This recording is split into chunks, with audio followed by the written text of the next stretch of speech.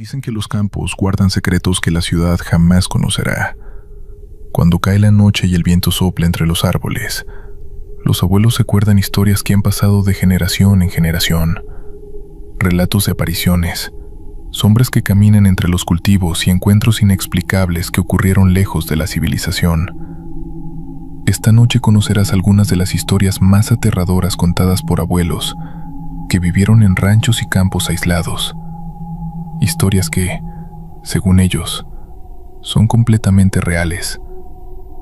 Pero antes de comenzar, suscríbete al canal, deja tu like y prepárate para escuchar relatos que podrían quitarte el sueño. Apaga las luces y acompáñame. Relato real. Rancho en la Sierra Caliente, Michoacán, México. Tengo 73 años y nunca le he contado esto a nadie que no sea de mi sangre, ni al padre Cipriano, ni a mis compadres, ni siquiera a mi difunta Consuelo le dije todo, porque sé que hay cosas que si las sacas muy seguido de la boca, regresan. Pero ya estoy viejo, ya los huesos me duelen y el sueño se me va muy rápido, y a veces me quedo mirando la oscuridad del techo y pienso que si me muero sin decirlo, eso se queda dando vueltas en el rancho para siempre. Fue en el año de 1979, en los meses de octubre, cuando todavía el calor aprieta pero las noches ya empiezan a oler a tierra fría. Yo tenía 27 años y vivía solo en el rancho que me dejó mi padre, allá en el municipio de Huetamo, en la Sierra Caliente de Michoacán. 4 hectáreas de temporal, un jacal de adobe con techo de lámina, un pozo, y el maizal que era lo único que nos daba de comer a mí y a mis 2 hijos que por entonces estaban con su madre en el pueblo, porque ella había enfermado de los riñones y los niños no podían quedarse solos. El rancho quedaba a 12 kilómetros del pueblo más cercano, camino de terracería, puro monte. En esa época no había teléfono, la luz llegaba nomás hasta la carretera, y el vecino más próximo era don Epitacio Guerrero, que vivía como a 3 kilómetros cruzando la loma del Cerro Pelón. Uno aprendía a vivir con el silencio, con el viento en los magueyes, con los grillos, con los coyotes que aullaban lejos. Eso era normal. Lo otro no lo era. La primera noche que noté algo raro fue un martes. Me acuerdo porque había ido al pueblo ese día a llevar maíz y a ver cómo seguía Consuelo, y regresé al rancho entrada la tarde, cuando el sol ya se caía detrás del cerro. Cené frijoles con tortillas que había traído del pueblo, apagué el quinqué y me acosté. Debían ser las 11, las 12 de la noche, cuando me despertó un ruido en el maizal. No era viento. El viento en el maizal hace un sonido que uno aprende de niño. Es como un susurro que va y viene, que se mueve en oleadas. Esto era diferente. Era un crujido lento, constante, como de algo que camina entre las milpas. Grande, pesado, con pasos separados, no como animal chico. Pensé, perro. Pensé, coyote. Me levanté. Agarré el machete que tenía colgado detrás de la puerta y salí al corredor. La luna estaba casi llena esa noche. El maizal se veía plateado, quieto. Escuché. Nada. El crujido había parado. Me quedé un rato parado en el corredor, el machete en la mano, los pies descalzos en el cemento frío, y no escuché nada más. Me convencí de que había sido un animal. Regresé adentro y me dormí. La segunda noche fue distinto. Esta vez no me despertó un ruido. Me desperté sin saber por qué, como cuando uno siente que algo está mal antes de saber qué es. Me senté en la cama en la oscuridad y escuché. El maizal estaba quieto. Los grillos cantaban. Y entonces lo escuché. Una respiración. Afuera de la ventana. Despacito. Profunda. Como de algo muy grande que estaba parado ahí. del otro lado de la pared de adobe, respirando. Se me heló la sangre. No es un decir. Se me heló de verdad. Sentí como el frío me subió por la espalda y me apretó la garganta. Me quedé quieto, sin moverme, sin respirar yo tampoco, escuchando. Y la respiración seguía, pausada, paciente, como si supiera que yo estaba adentro, como si no tuviera prisa. Agarré el machete que tenía bajo el catre. Me levanté muy despacio. Los tablones del piso no crujieron porque aprendí de niño a caminar sin hacer ruido en las noches, que mi padre era muy pendenciero cuando bebía y uno aprendía a no despertar a los borrachos. Me acerqué a la ventana. Tenía un postigo de madera. Lo abrí de golpe y salté hacia atrás con el machete en alto. No había nada. El corredor estaba vacío. El patio estaba vacío. La luna alumbraba todo y no había nada. Pero el pasto junto a la pared, ese pasto ralo y seco que crecía pegado al adobe, estaba aplastado. Como si algo hubiera estado parado ahí. Algo con una base muy ancha, muy grande. No dormí el resto de la noche. Al día siguiente fui a ver a don Epitacio. Le conté lo del ruido en el maizal, pero no lo de la respiración. Eso me daba vergüenza decirlo. Él me escuchó con la cara seria, masticando su taco de frijoles, y me dijo: «Cuídate, Genaro. Allá en esa loma hay cosas que no son de Dios». Le pregunté qué cosas.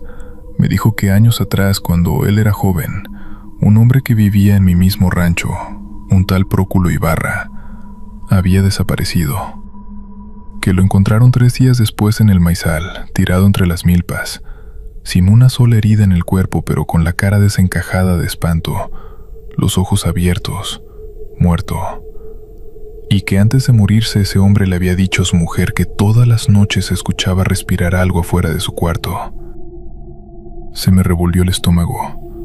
Le pregunté a don Epitacio si él creía en esas cosas. Me miró fijo y me dijo: «Creer o no creer no cambia lo que existe, muchacho». Y no dijo más. Esa noche no quise quedarme solo, pero tampoco tenía a quién llamar. En el rancho uno aprende que el miedo es un lujo, que si te lo permites te come vivo y el trabajo no se hace. Así que agarré el rosario que me había dado mi madre, lo colgué en la puerta, puse el machete bajo la almohada y me acosté. La tercera noche fue la peor. Me desperté exactamente a la medianoche, porque el reloj de cuerda que tenía en la mesita marcaba las 12 cuando abrí los ojos. Y esta vez no hubo confusión.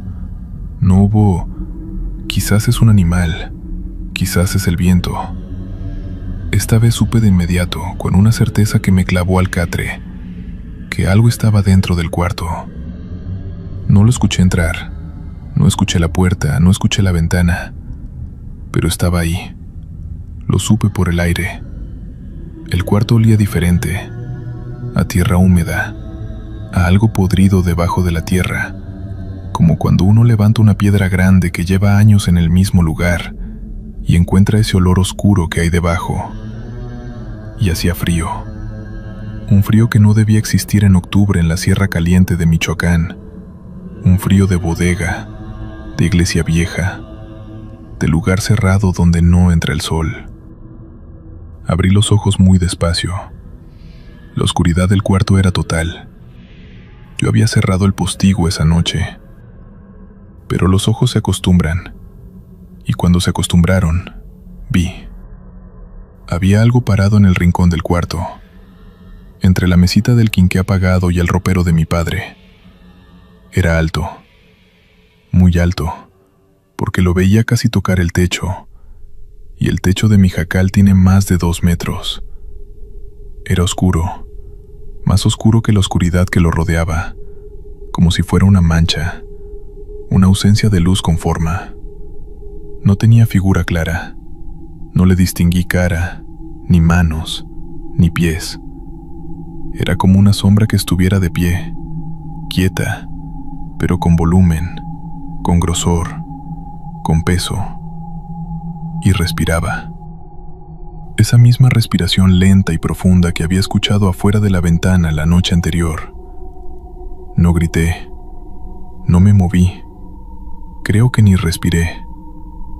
Me quedé tieso en el catre como si fuera yo el muerto, con el rosario apretado en el puño que tenía bajo la cobija, rezando en silencio el Padre Nuestro, que era lo único que me salía, que era lo único que sabía que podía hacer.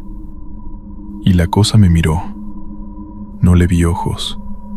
Le juro por la memoria de mi madre que no le vi ojos, pero supe que me miraba. Lo sentí aquí, en el pecho, como una presión, como cuando alguien te clava la mirada y uno lo percibe antes de voltear, solo que esto era mucho más pesado. Era como si me estuvieran aplastando el pecho con algo invisible, como si el aire se hubiera vuelto sólido encima de mí. No sé cuánto tiempo estuvo ahí parada. Puede haber sido 10 minutos, puede haber sido 1 hora. El tiempo se había vuelto raro, como el aire.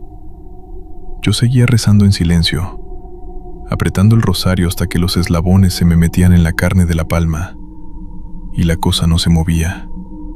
Nomás respiraba. Nomás me aplastaba con esa mirada que no tenía ojos. Y entonces habló. No con palabras. O sí con palabras, pero no en español, no en ningún idioma que yo reconociera. Fue como un sonido que salió del rincón y entró directo a mi cabeza sin pasar por los oídos. Un zumbido profundo y oscuro que se convirtió en algo que entendí sin entender, que recibí en el cuerpo antes que en la mente. Y lo que dijo, o lo que sentí que dijo, fue algo así como: te veo, sé que estás aquí, sé cuántos años tienes, sé cómo te llamas, y he estado esperando. Cerré los ojos, fue lo único que pude hacer. Los cerré y apreté el rosario y seguí rezando, ya no en silencio sino en voz baja, musitando las palabras sin pensar en ellas, como si el sonido de las palabras fuera lo único que me protegía. Y en algún momento, no sé cuándo, el frío fue cediendo y el olor a tierra podrida fue yéndose y la presión en el pecho fue aflojando. Y cuando volví a abrir los ojos, el rincón estaba vacío. Amaneció. Nunca había esperado la luz del sol con tanta desesperación. Cuando el primer rayo entró por debajo del postigo me levanté, salí al patio y me senté en las escaleras del corredor a mirar cómo salía el sol detrás del cerro. Y lloré. Un hombre de 27 años, solo en su rancho, llorando como criatura. No me avergüenza decirlo. Cualquiera que hubiera vivido esa noche habría llorado también. Fui a buscar a don Epitacio. Le conté todo. Esta vez sí todo, incluyendo la respiración, incluyendo lo del cuarto, incluyendo el sonido que no eran palabras pero que yo entendí. Él me escuchó sin interrumpirme, sentado en su banco de madera, mirando el suelo. Cuando terminé se levantó sin decir nada, entró a su casa y salió con una botella de mezcal y con una bolsita de tela que traía colgada al cuello. Me sirvió mezcal. Me dijo que bebiera. Bebí. Luego me dijo: eso que viste es lo que los viejos de aquí llaman el bulto. Nadie sabe qué es. Unos dicen que es el ánima de un difunto que no descansó. Otros dicen que no es de los muertos, sino de algo que estuvo aquí antes que los muertos, antes que los vivos, algo del monte que tiene hambre. Lo que sí sé es que cuando el bulto te habla, cuando ya sabe tu nombre, tienes que irte. El que se queda después de que el bulto lo nombra, no dura. Le pregunté cuánto tiempo tenía para irme. Me dijo: 1, 2 días, no más, y no regreses de noche. De día puedes volver a trabajar, pero antes de que oscurezca, te vas. Eso hice durante casi 2 meses.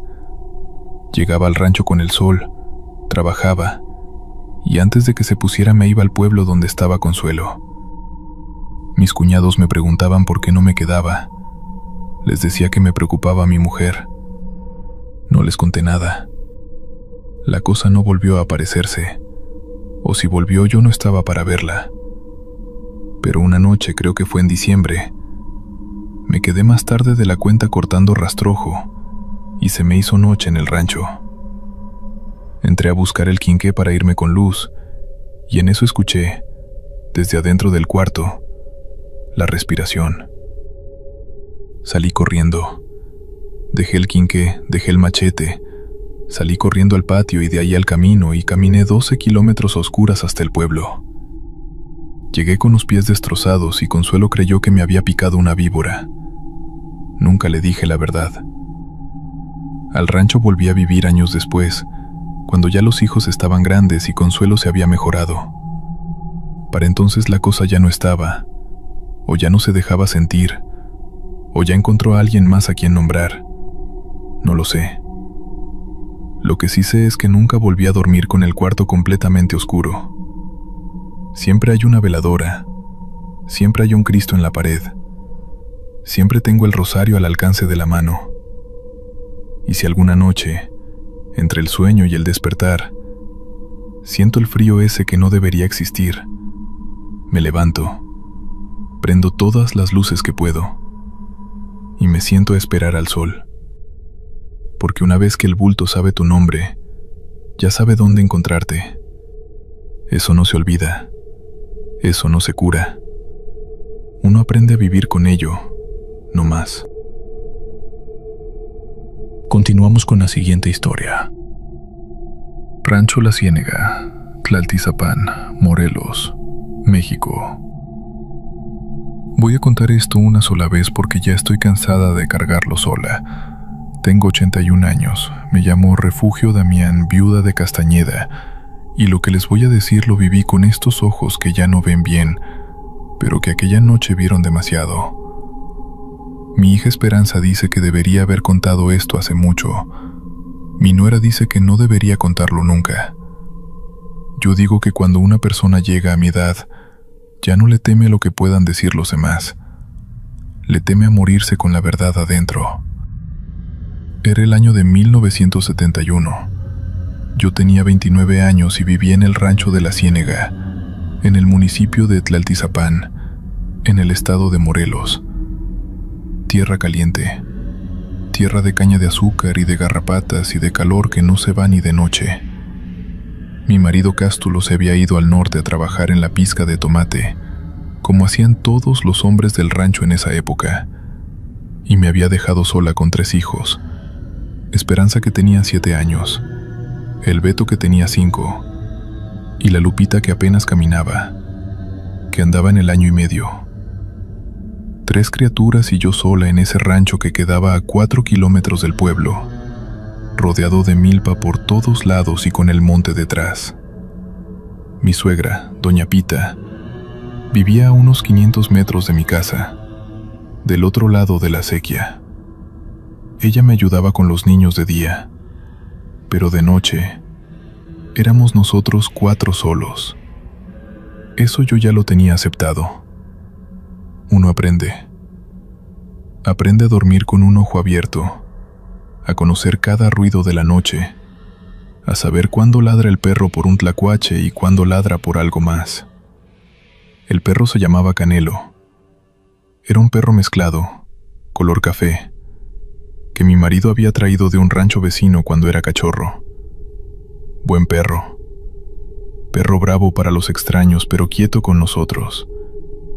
Ese perro nunca me había fallado. La noche que empezó todo, Canelo se puso raro desde antes de que oscureciera. Yo estaba dando tortillas para la cena cuando lo vi. Estaba parado junto a la barda del patio, mirando hacia el monte, con el pelo del lomo todo erizado, y no ladraba, solo miraba. Eso me llamó la atención porque Canelo siempre ladraba. Canelo ladraba a todo, pero esa tarde nomás miraba, tieso, con el rabo entre las patas. Le di de comer, Le chiflé. No me hizo caso. Se quedó mirando el monte hasta que se metió la noche, y yo tuve que meterme adentro con los niños. Los acosté. Les recé el rosario como siempre. Apagué la lámpara de petróleo y me tendí en mi cama. No sé qué hora sería cuando me desperté. El rancho no tenía reloj. Yo medía el tiempo por la luna y por los gallos. La luna estaba alta y llena, así que calculo que era pasada la medianoche. Me desperté sin saber por qué, de golpe, con el corazón acelerado como cuando una sueña algo feo y el susto la saca del sueño. Pero no recordaba ningún sueño. Me quedé quieta escuchando. Los niños dormían. La Lupita respiraba tranquila en su cuna de madera que estaba junto a mi cama. Afuera, los grillos. Y entonces me di cuenta de algo que tardé un momento en identificar, porque estaba entre sueño y vigilia, y mi mente no agarraba bien. Canelo siempre ladraba de noche. Siempre. Había noches que lo regañaba yo misma porque no me dejaba dormir con tanto ladrido. Pero esa noche, nada.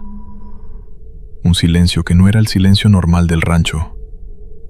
Era un silencio apretado, como cuando uno mete la cabeza bajo el agua.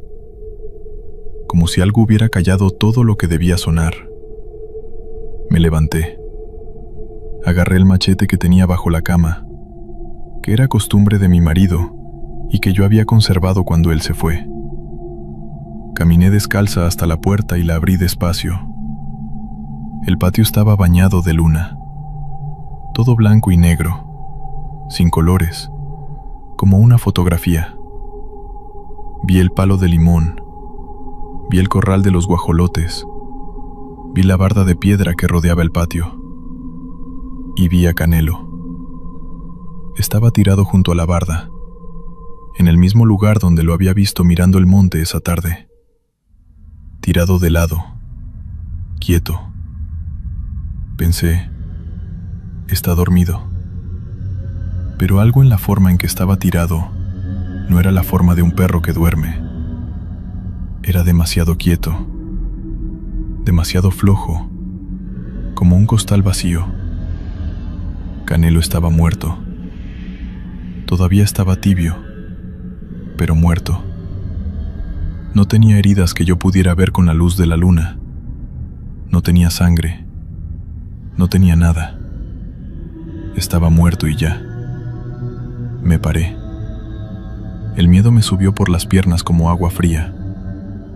Me quedé parada junto al perro muerto, con el machete en la mano, mirando la barda, mirando el monte oscuro que estaba del otro lado. Y fue entonces cuando lo vi. Del otro lado de la barda, parado entre los primeros arbustos del monte, había algo que me miraba. Al principio pensé que era un hombre. Tenía la silueta de un hombre, o casi. Era oscuro. Se confundía con los arbustos, pero la luna le pegaba de cierto ángulo y podía ver la forma. Alta. Muy alta para ser un hombre normal.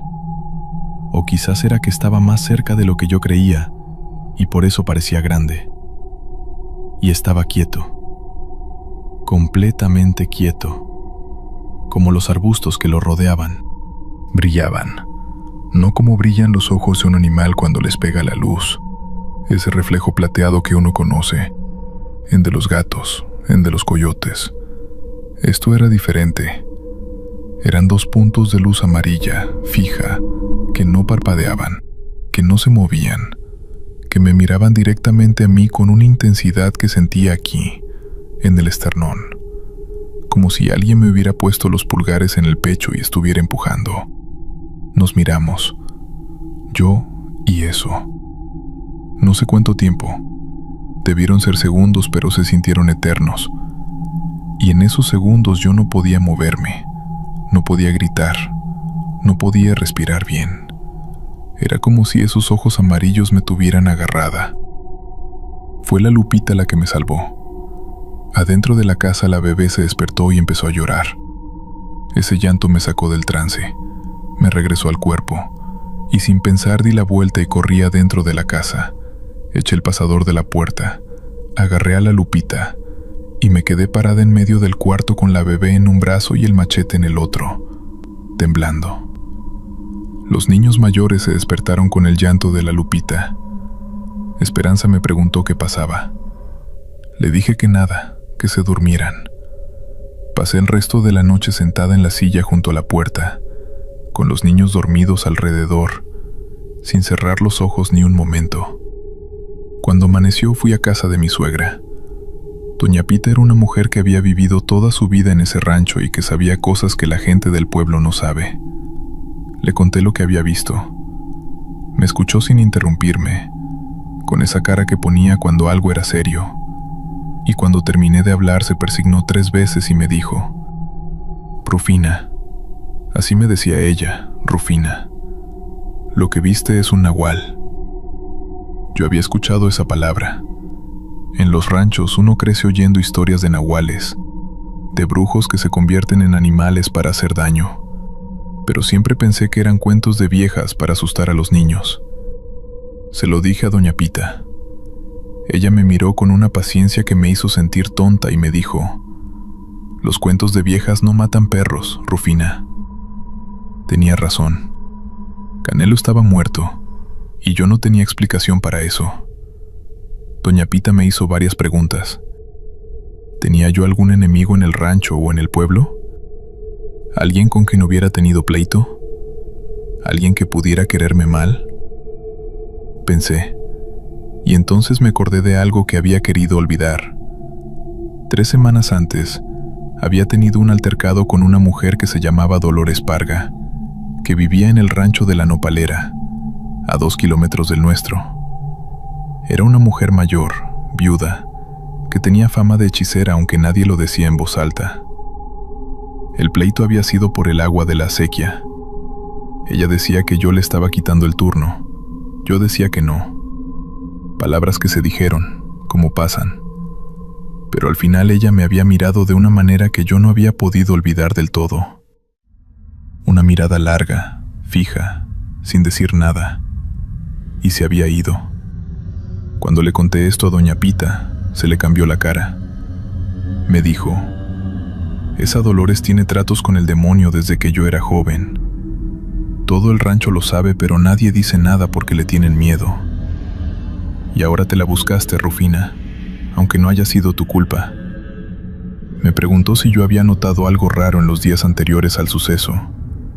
Pensé, y recordé una cosa que en su momento no me había parecido importante. 2 días antes de esa noche, había encontrado en el umbral de mi puerta un puño de tierra negra, con algo que parecían plumas quemadas. Lo había barrido sin darle importancia, pensando que lo había traído el viento o algún animal. Doña Pita cerró los ojos cuando se lo dije. Los cerró y los apretó como si le dolieran. Eso es trabajo, me dijo. Te pusieron trabajo en la puerta. Por eso pudo entrar a tu rancho. Esa tarde, doña Pita fue a mi casa con un ramo de hierbas que yo no supe identificar, con un huevo de guajolote y con una vela morada. Recorrió toda la casa hablando en voz baja, en un murmullo que yo no entendía bien pero que sonaba como una oración, aunque no era el Padre Nuestro ni el Ave María, ni nada que yo reconociera. Pasó el huevo por las paredes, por los rincones, por los umbrales. Enterró algo en las 4 esquinas del patio, y al final me dijo que esa noche no abriera la puerta ni la ventana por ningún motivo, que aunque escuchara lo que escuchara, aunque oyera voces conocidas llamándome, no abriera. Esa noche acosté a los niños temprano, puse el pasador, bajé el postigo de la ventana y me senté a esperar. Doña Pita me había prestado un rosario de madera oscura que olía a copal y que ella decía haber heredado de su abuela. Lo tenía en las manos. Primero escuché los pasos, en el patio. Lentos, irregulares, no del todo humanos. No era el paso de un hombre que camina. Era algo entre caminar y otra cosa. como si quien caminara no estuviera del todo acostumbrado a tener dos piernas. Pasos que rodearon la casa. Una vez, 2 veces, 3 veces, siempre en el mismo sentido, como midiendo. Un olor a animal, a pelo mojado, a algo silvestre y viejo, que se metió por las rendijas de la puerta y de la ventana y llenó el cuarto. Un olor que hizo que los niños se revolvieran en el sueño sin despertar, que hizo que yo sintiera náuseas. Me llamó por mi nombre, Refugio, así nomás, con una voz que yo conocía y que no debía estar ahí. Era la voz de mi marido Cástulo, igualita. El tono, el acento, la forma en que él alargaba la O de mi nombre. Refugio. Como si estuviera parado del otro lado de la puerta, llegando del norte sin avisar, cansado del viaje, queriendo que yo le abriera. Se me llenaron los ojos de lágrimas, no de alegría, de terror, porque yo sabía que Cástulo estaba en California y que esa voz no era él, y sin embargo era tan igual, tan idéntica, que algo en mí quería creerle. Quería pararme y echar el pasador para atrás y abrir. Me aferré al rosario. Recé en silencio. La voz volvió a llamarme. Refugio. Después dijo: ábreme, hace frío. Y después dijo algo que heló todo lo que me quedaba por helar. Algo que ningún nahual, ningún brujo, ningún demonio debería saber. Dijo el apodo que Cástulo me ponía en privado. El apodo de cuando estábamos solos, que nunca le había dicho a nadie en mi vida. Lo dijo con la voz de él, y yo me tapé la boca con las manos para no gritar. No abrí. No abrí aunque me temblaba todo el cuerpo, y los niños se movían inquietos y la Lupita empezó a gimotear sin despertar del todo. No abrí y recé hasta que me sangraron los labios de tanto apretarlos. La voz intentó otras cosas.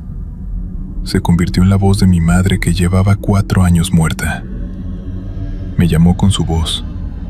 Me dijo que estaba afuera, que hacía mucho que no nos veíamos, que abriera tantito. Se convirtió en la voz de Esperanza, mi hija, aunque Esperanza estaba dormida frente a mí y yo la podía ver. Esa fue la peor. Escuchar la voz de tu hija llamándote desde afuera mientras la ves dormida adentro. Sentí que me iba a volver loca. Un silencio largo, profundo, como el de la noche anterior pero más denso. Y entonces empezó el otro ruido. En el techo. Algo caminaba en el techo de lámina de mi casa. Despacio. Con pasos que no eran del todo de 4 patas, pero tampoco de 2. Algo que se arrastraba y caminaba al mismo tiempo. Que se detenía. Que volvía a moverse. Que se detuvo justo encima de donde estaba yo sentada. Y se quedó ahí. Quieto. Encima de mí. Separado de mí únicamente por la lámina del techo. Quieto y respirando. Esa respiración profunda y lenta que ya había escuchado en el patio. No sé cómo no me desmayé. Creo que me lo impidieron los niños. Creo que lo único que me mantuvo en pie fue saber que si yo caía, si yo cedía, ellos quedaban solos con eso. Recé. Recé todo lo que sabía rezar. El Padre Nuestro, el Ave María, el Credo, la Salve, los misterios del rosario que nunca me los sé todos completos, pero esa noche me salieron. Recé con el rosario de Doña Pita apretado hasta que los dedos me dolieron. Recé en voz baja para no despertar a los niños. Recé mirando el techo donde esa cosa se había quedado quieta encima de mí. No sé cuánto duró. Mucho. Cuando el primer gallo cantó a lo lejos, el peso encima del techo desapareció. No lo escuché irse. Simplemente ya no estaba. El olor fue cediendo. El silencio apretado fue abriéndose y los grillos volvieron a escucharse. Y un perro ladró lejos, en otro rancho. Y el mundo fue siendo de nuevo el mundo.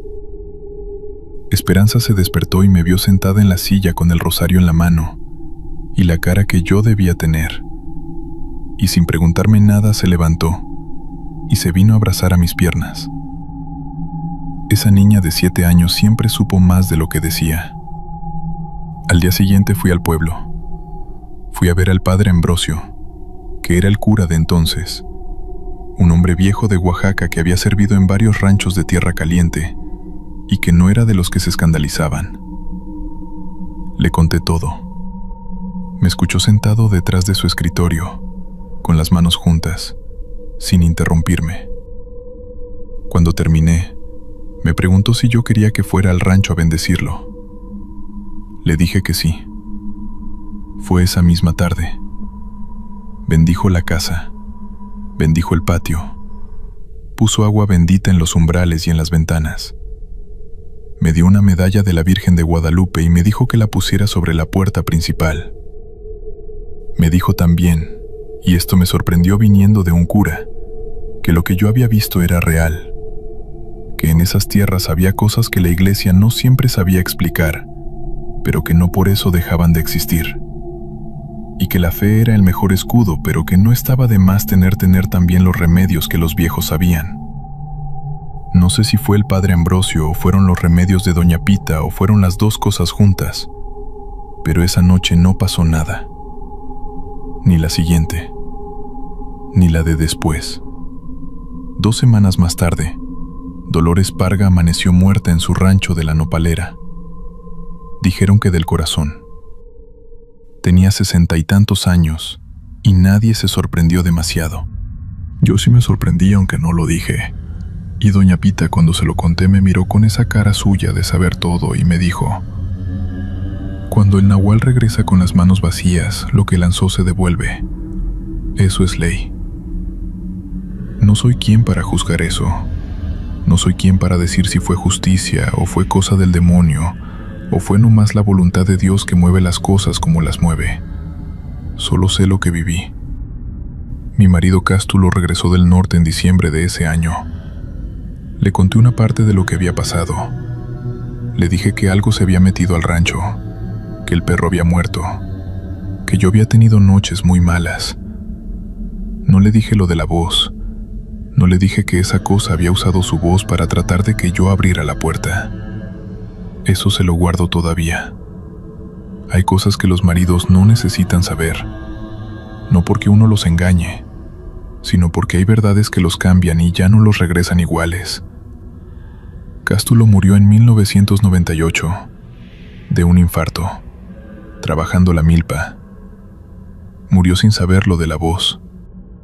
Yo me quedé viuda con los hijos ya grandes, y seguí viviendo en ese rancho otros 12 años, hasta que los rodillas ya no me dieron para tanto camino, y mis hijos me trajeron al pueblo. En todos esos años que viví sola en el rancho después de que murió Cástulo, nunca volví a ver los ojos amarillos. Nunca volví a escuchar pasos en el techo. El rancho estuvo quieto. Pero les digo una cosa. Nunca en todos esos años, abrí una puerta de noche sin primero preguntar quién era. Y nunca abrí si la voz que respondía me daba un escalofrío, no importa cuánto se pareciera a alguien que yo quisiera. Porque aprendí esa noche que los nahuales no entran por la fuerza. Entran porque uno los deja entrar. Se hacen pasar por lo que uno ama para que uno abra la puerta. Y en eso son más peligrosos que cualquier animal del monte. Más peligrosos que cualquier hombre malo. En que usan tu propio amor como llave. Eso es lo que quería contar. Ya está dicho. Que Dios me perdone si algo de esto no debía salir a la luz. Y que Él nos guarde a todos de las cosas que caminan de noche usando las voces de los que queremos.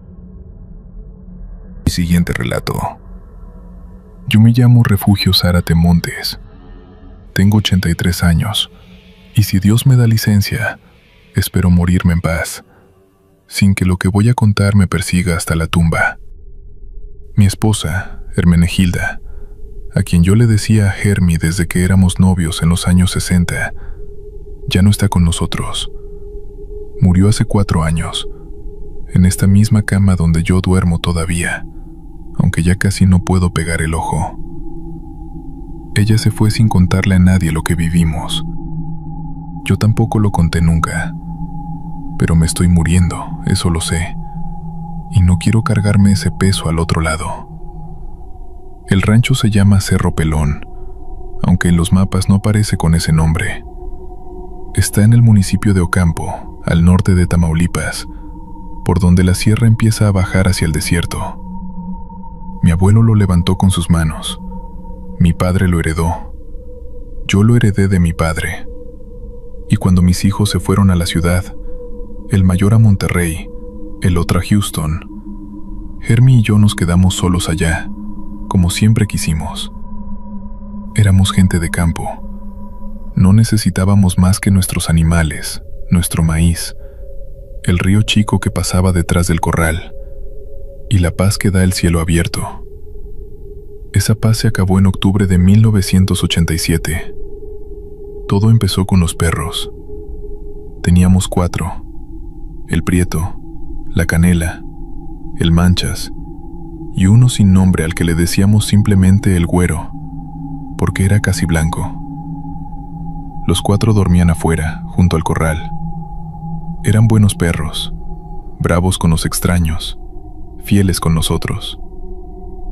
Una noche, no recuerdo exactamente cuál, pero fue como a mediados de octubre, los 4 se pusieron a aullar al mismo tiempo. No a ladrar, a aullar. Hay una diferencia, y cualquiera que haya vivido en el campo sabe cuál es. El ladrido es de advertencia, el aullido es de miedo. Hermie se despertó antes que yo. Me sacudió del brazo. «Refugio, los perros». «Ya oigo», le dije. Me levanté. Agarré la lámpara de petróleo y la escopeta calibre 12 que guardaba detrás de la puerta. Salí al corredor. Afuera estaba oscuro como boca de lobo. La luna no había salido todavía. Los perros estaban todos juntos, apiñados junto a la puerta del corral, con el rabo entre las patas. Aullaban hacia el cerro, hacia el norte, donde la loma se levanta y los nopales crecen tan juntos que de noche parece una pared negra. Levanté la lámpara. No vi nada. Estuve parado ahí como media hora, mirando hacia el cerro. Los perros fueron calmándose poco a poco, pero ninguno se alejó de donde estaban. Se quedaron ahí, pegados unos contra otros, temblando. El Prieto, que era el más valiente, el que siempre se iba primero contra los coyotes, tenía los ojos tan abiertos que se le veía el blanco alrededor. Nunca lo había visto así. Me regresé adentro. Le dije a Hermie que no había nada, que seguro fue un coyote o una víbora de cascabel. Ella me miró de una manera que yo conocía bien. No me creyó, pero tampoco dijo nada. Así era mi mujer, callada, pero lista. Al día siguiente salí a revisar el cerro.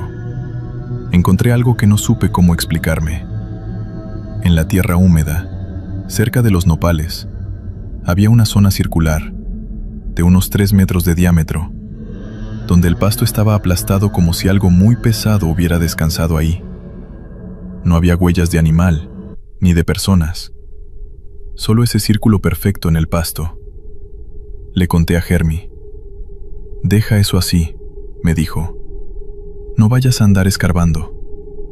No le hice caso. Crucé el cerro de lado a lado ese día y no encontré nada más. Pero cuando regresé al atardecer, los perros me miraron diferente. No se acercaron. Se quedaron lejos, observándome, como si yo hubiera traído algo conmigo desde el cerro. Esa noche Hermie no durmió. Yo tampoco, aunque fingí. Ella se levantó 2 veces a rezar frente al nicho de la Virgen que teníamos en la sala. Yo la escuché murmurar el rosario en voz muy baja y me quedé quieto, mirando el techo de vigas. Lo que pasó la semana siguiente fue distinto. Ya no fueron solo los perros. Hermie estaba moliendo maíz en el metate, como todas las mañanas, cuando de repente se detuvo y se me quedó viendo con una expresión que nunca le había visto. Pálida, con los labios apretados. «¿Qué tienes?», le pregunté. «Alguien me tocó el hombro», dijo. Yo miré alrededor. Estábamos solos en la cocina. La puerta estaba cerrada. Las ventanas también. «Fue el aire», dije. «No fue el aire, refugio. Fue una mano. Lo siento igual que cuando tú me tocas». No dije nada más. Pero esa tarde fui a buscar a don Evaristo, un señor viejo que vivía a como 3 kilómetros del rancho, camino al ejido. Don Evaristo era curandero, o algo así. La gente lo consultaba para los males que el doctor no puede curar. Le conté lo del círculo en el cerro, lo de los perros, lo de la mano que sintió Hermie. Me escuchó sin interrumpirme. Cuando terminé, se quedó un rato callado, moviendo la cabeza despacio. «Eso que tiene en su cerro no es de este mundo», me dijo. «¿Usted ha enterrado a alguien allá?» «A nadie. Solo enterramos animales muertos, cuando hay». «¿Y antes de usted? Su padre, su abuelo». Me puse a pensar. Mi abuelo me contó una vez, cuando yo tenía como 10 años, que el cerro tenía fama de encantado desde antes de que él naciera. Que la gente del lugar decía que ahí había algo viejo, muy viejo, anterior a la gente que llegó con los españoles. Nunca le di importancia.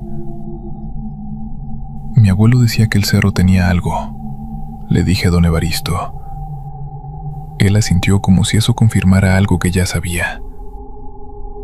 «No se puede quitar», me dijo. «Solo se puede pedir permiso y respetar». Me dio unas instrucciones raras, que pusiera una ofrenda en el círculo, agua, tabaco, un poco de maíz, y que no volviera a subir al cerro de noche, nunca de noche. Hice lo que me dijo. Subí al cerro al día siguiente, al mediodía, con el sol bien puesto, y dejé las cosas en el círculo. Me quité el sombrero y pedí, en voz alta, sintiéndome medio ridículo, que nos dejaran en paz. Por un tiempo pareció funcionar. Los perros volvieron a comportarse normal. Hermie no volvió a sentir la mano. Yo dormí mejor, pero duró poco. En diciembre ya hacía frío y las noches se ponían muy oscuras porque el cielo se nublaba seguido.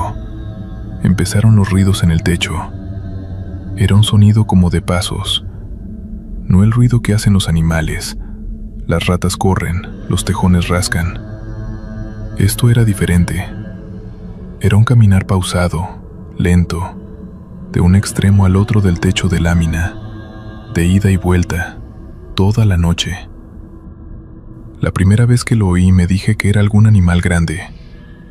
Salí con la escopeta al día siguiente y revisé el techo. No había huellas, no había heces, no había nada. La segunda noche Hermie me despertó. «Están caminando otra vez». «Ya sé», le dije. «Son 2», dijo ella. «¿No oyes? Son 2 pasos distintos». Me quedé quieto, escuchando. Tenía razón. Había un paso pesado y uno más ligero. El pesado iba adelante, el ligero atrás, como siguiéndose. «Hermie, duérmete». «No puedo». Ninguno de los 2 pudo esa noche. A la mañana siguiente fui a ver a don Evaristo otra vez. Él ya tenía como 80 años y no salía mucho, pero cuando le conté lo de los pasos en el techo, se levantó de su silla y me miró muy serio. «¿Son 2, dice?» «Eso dice mi mujer. Yo creo que sí». «¿Y usted tiene su cerro cerca de la casa?» «A como 300 metros». «Están visitando», dijo. «¿Qué cosa están visitando?» «Su casa. Ya conocen el olor. Ya saben que hay gente». No me quiso decir más. Solo me dijo que pusiera cruces de madera en todas las esquinas del techo y que rezara el rosario completo antes de dormir, los dos juntos, todas las noches. Hicimos eso. Subí al techo una tarde y puse las cruces. Esa noche no hubo pasos. La siguiente tampoco. Pensé que habíamos ganado, pero lo que vino después fue lo peor. Lo que todavía no puedo explicar sin que se me erice la piel, aunque ya esté viejo y ya casi no me quede sangre caliente en las venas. Fue una noche de febrero, creo. Germi se levantó a orinar. Teníamos baño adentro, gracias a Dios, y al regresar se paró en la puerta de la recámara sin entrar. La luz de la luna entraba por la ventana y yo la podía ver de pie ahí, quieta. Germi, ¿qué pasó? Ella no dijo nada por un momento. Luego habló en un tono que nunca le había escuchado. Muy bajo, muy plano. Hay alguien parado junto a tu cama. Se me heló la sangre. Me moví despacio. Busqué con la mano la lámpara en el buró. La encendí. No había nadie. Pero sí había algo. El aire en esa esquina, justo donde ella decía, estaba diferente. Más frío. Mucho más frío que el resto del cuarto. Y había un olor. Difícil de describir. Como tierra mojada, pero también como algo que lleva mucho tiempo sin moverse. Como cuando abres un cuarto que estuvo cerrado años. Germi entró. Se metió a la cama de mi lado y se pegó a mí temblando. ¿Lo hueles?, me preguntó. Sí. ¿Ves el frío? Sí. No dijimos más. Nos quedamos abrazados hasta que amaneció. El frío tardó mucho en irse. Cuando el sol salió y entró por la ventana, el cuarto se fue calentando poco a poco, pero esa esquina tardó más. Mucho más. Desde esa noche Germi no quiso dormir en nuestra recámara. Sacamos los colchones a la sala y dormimos ahí varios meses. Yo no le dije nada a nadie. ¿Qué iba a decir? ¿Que habíamos visto el frío? ¿Que había alguien parado junto a la cama? Me iban a creer loco. Pero don Evaristo no se sorprendió cuando fui a contarle. ¿Vio la figura?, me preguntó. No. Mi mujer dijo que había alguien, pero yo no vi nada. Eso es bueno. Cuando los ves con claridad, ya quieren algo. ¿Qué quieren? Compañía a veces. O que los recuerden. O que los saquen de donde están. ¿Cómo los saco? No los saque. No intente eso. Solo no los invite. No les hable. No los busque. Si vuelven, rece y no los mire directamente. Volví al rancho. Le expliqué a Germi lo que me dijo don Evaristo. Ella escuchó en silencio, con las manos cruzadas sobre el regazo, como rezando aunque no moviera los labios. ¿Y si vuelven?, preguntó. Rezamos y no les hacemos caso. Ella asintió. Germi era una mujer de mucha fe, más que yo. Siempre lo fue. Volvieron. La siguiente vez fue distinta. Ya no fue de noche. Fue un mediodía de marzo, con el sol arriba y el calor empezando a apretar. Yo estaba reparando la cerca del corral y Germi estaba colgando ropa en el tendedero. La oí llamarme. «Refugio». Me volteé. Ella estaba parada junto al tendedero, mirando hacia el cerro. Fui a donde estaba. «¿Qué?», le pregunté. Me señaló con el dedo sin decir nada. Seguí su dedo con los ojos. En la orilla del cerro, donde los nopales empiezan, había una figura. Era oscura, alta, delgada. No tenía forma clara. No podía distinguirle cabeza, ni brazos, ni nada preciso. Pero era definitivamente una figura. Estaba parada, quieta, mirando hacia nosotros. Le juro que fue la cosa más aterradora que he visto en mi vida. Y he visto cosas. He visto muertos. He visto accidentes. He visto lo que hace la violencia con los hombres, pero esto era diferente. Era un miedo antiguo, de los que se sienten en el estómago y en los huesos al mismo tiempo. Miré esa figura tal vez 30 segundos, que se sintieron como media hora, y luego, sin moverse, sin que yo pudiera ver que se movía, dejó de estar ahí. ¿La viste?, me preguntó Hermie. La vi. ¿Qué era? No sé. Esa tarde fui a buscar a don Evaristo por última vez. Lo encontré en cama. Estaba ya muy enfermo y murió ese mismo año. Le conté lo que habíamos visto. Me tomó la mano con la suya, que era muy delgada y fría ya. ¿Los dos la vieron? Los dos. Entonces ya los vio a ustedes también. Ya sabe que están ahí. ¿Qué hacemos?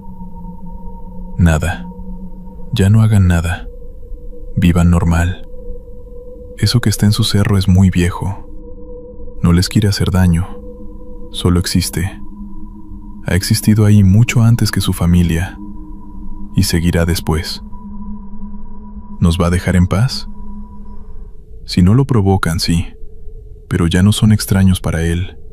Ya los conoce. Eso último me quedó dando vueltas muchos años. Ya los conoce. Pensé mucho en qué significaba eso. Si significaba protección o amenaza. Si era bueno o malo que algo así supiera que existíamos. Nunca llegué a una conclusión. Lo que sí pasó es que las cosas se calmaron. No del todo, nunca del todo, pero sí en su mayor parte. Los perros siguieron comportándose raro de vez en cuando. Aullaban sin motivo visible. Se negaban a entrar a ciertas partes del rancho. La esquina de la recámara nunca volvió a estar completamente cálida, ni en verano. Y cada tanto, 2 o 3 veces al año, yo despertaba de madrugada con la certeza, no el miedo, sino la certeza, que es peor, de que había alguien en el cuarto. No prendía la lámpara, no miraba. Rezaba en silencio, como me había dicho don Evaristo, y esperaba. Siempre se iban antes del amanecer.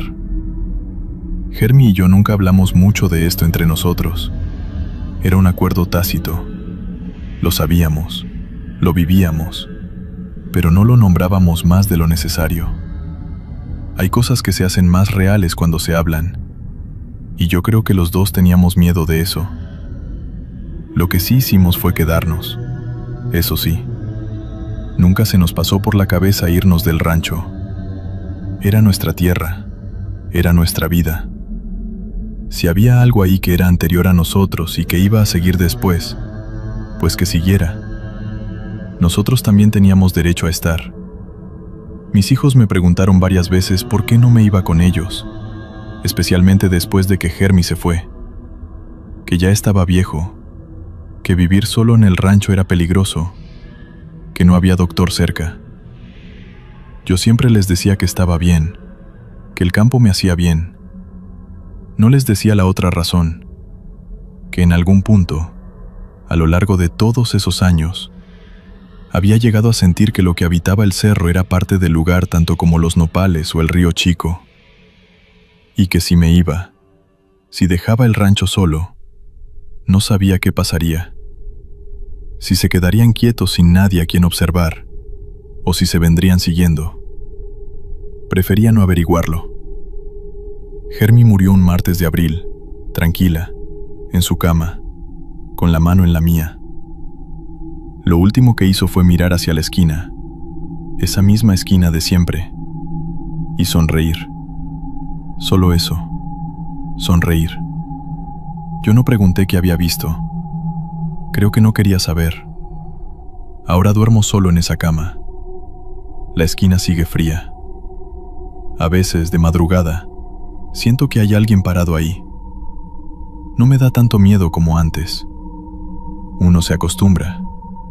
O tal vez es que ya estoy tan cerca del otro lado que la frontera entre los dos ya no se siente tan gruesa. Lo que sí pienso, seguido, es en lo que dijo don Evaristo esa última vez que lo vi. Ya los conoce. Y me pregunto si Hermie, donde quiera que esté, también nos conoce a ellos. Si los reconoció cuando se fue. Si están ahí con ella. O si solo están aquí, esperando que yo también me vaya. El rancho va a quedar solo cuando yo muera. Mis hijos no van a volver. Ya tienen sus vidas. Y lo que sea que vive en el Cerro Pelón va a seguir ahí, en ese círculo de pasto aplastado, caminando sobre el techo de una casa vacía, parado en la esquina de una recámara donde ya no va a haber nadie a quien observar. A veces pienso que eso también debe de ser una forma de soledad. Que Dios me perdone si estoy equivocado en lo que pienso, y que me guarde, esta noche y las que me queden, de lo que no entiendo. ¿Entrarías a una mina después de escuchar esta historia? Déjalo en los comentarios. Y recuerda, algunas profundidades nunca deberían ser exploradas.